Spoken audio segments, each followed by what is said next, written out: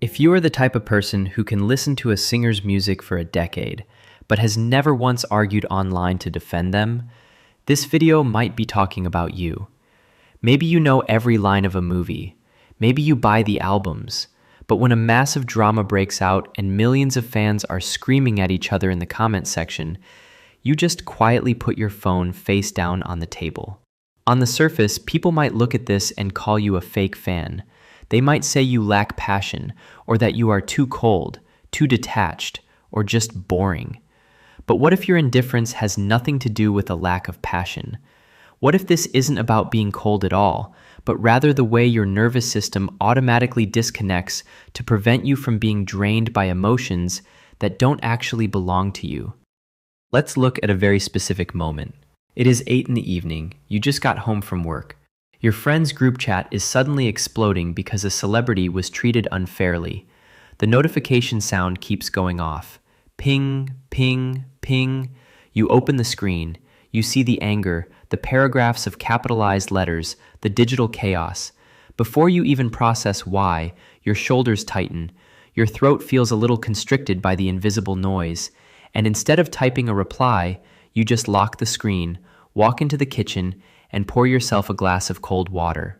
People call that apathy, but psychology might call it a highly functioning defense mechanism against something called parasocial interaction. To understand this, we have to look at how the human brain is wired. For thousands of years, our brains evolved to survive in small tribes. If you saw a face every day, if you heard their voice, your brain categorized them as part of your clan. Your survival depended on caring about them. Today, the glowing screen tricks our ancient brains. When fans watch an idol every day, their brain releases oxytocin, the bonding hormone. It creates a one-sided illusion of intimacy, a parasitic relationship where the fan gives all their emotional energy, but the person on the screen doesn't even know they exist. But your brain operates a little differently. Your nervous system has built a very rigid, very clear boundary between a product of entertainment and actual reality. While others are easily swept up in the illusion of closeness, your mind draws a thick chalk circle around you. You refuse to make that parasocial investment. You might look at the screen and think, why would I emotionally invest in an outcome I cannot control, performed by a person I do not know, in a situation that does not affect my actual life? You are not being cynical. You are protecting the stability of your self-esteem. Many people use their idols to experience something psychologists call basking in reflected glory. When the idol wins an award, the fan feels like they won. When the idol is attacked, the fan feels personally attacked. Their identity is completely tangled up with a stranger's success. But you don't need a stranger's victory to feel valuable. Your self-concept is stable enough to stand on its own. So when a celebrity announces they are getting married, and a million fans act like they just went through a devastating breakup, you just shrug, feel slightly happy for them, and go back to eating your breakfast.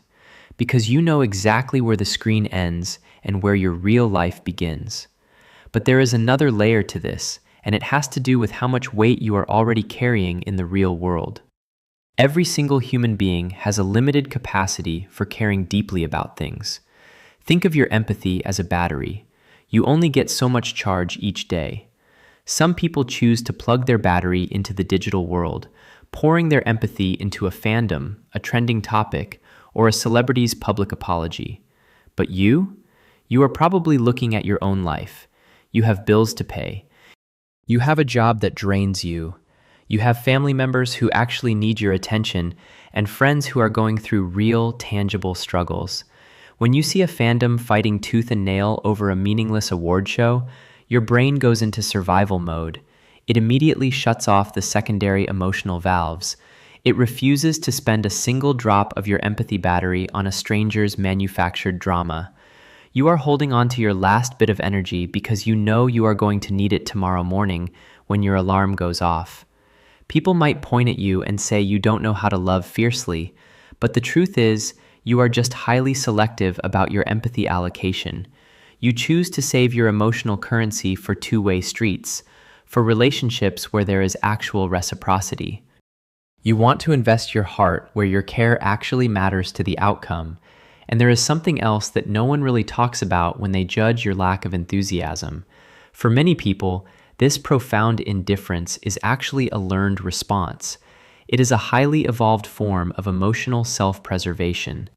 Maybe you used to care. Maybe years ago you used to get swept up in the highs and lows of internet dramas, fandom wars, and celebrity controversies, but you eventually realized how incredibly empty and exhausted you felt afterward. You gave hours of your day, massive spikes of your cortisol, and genuine psychological distress to a situation that forgot you existed the moment you logged off. Your nervous system remembers that exhaustion. It learned a very harsh but necessary lesson. It learned that getting agitated over a famous stranger's downfall or triumph does not pay your rent. It does not heal your inner child, and it certainly does not bring you a warm cup of tea when you are sick in bed. So your brain adapted.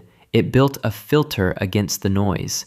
The entire celebrity and fandom machine is designed to hijack your dopamine system. It thrives on constant updates, endless conflict, and the urgent need to defend your tribe. It is a slot machine of cheap, unpredictable dopamine. But your brain has quietly opted out of that game.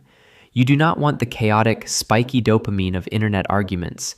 You prefer the slow, steady serotonin of a quiet evening in your own room. While millions of people are screaming into the digital void, trying to prove their loyalty to someone they have never met, you are consciously choosing to appreciate the art without consuming the artist. You are separating the product from the person. This allows you to enjoy a beautiful song, a brilliant movie, or an incredible performance without carrying the heavy, toxic emotional baggage of the fandom attached to it. In today's world, extreme visible reaction is often mistaken for genuine connection. If you are not typing in all caps, if you are not crying on camera, or if you are not angrily defending someone in a comment section, society assumes you are dead inside. They might call you a cynic. They might say you do not know how to be part of a community. But let us reframe that. What if not caring about the drama is actually the highest form of self-care? What if keeping your nervous system regulated amidst a manufactured digital storm is not a weakness, but a superpower? You are not a passive spectator in a parasocial relationship. You are an active participant in your own reality. You understand that your emotional bandwidth is your most valuable asset, and you refuse to let an algorithm or a trending hashtag dictate where you spend it. So the next time a massive pop culture event happens and everyone around you is losing their minds while you just feel absolutely nothing, do not force yourself to care. Do not fake a reaction just to fit in. And most importantly, do not let anyone make you feel like your lack of obsession is a character flaw. You are not broken. You are not cold. You are not boring. You are simply guarding your heart in a world that constantly demands you to give it away to strangers. You are saving your empathy, your energy, and your tears for the people who can actually look you in the eyes and say thank you. Are you the type of person who will defend a celebrity at all costs? Or are you the type to just listen to the music, lock your screen, and peacefully go to sleep? Let me know in the comments below.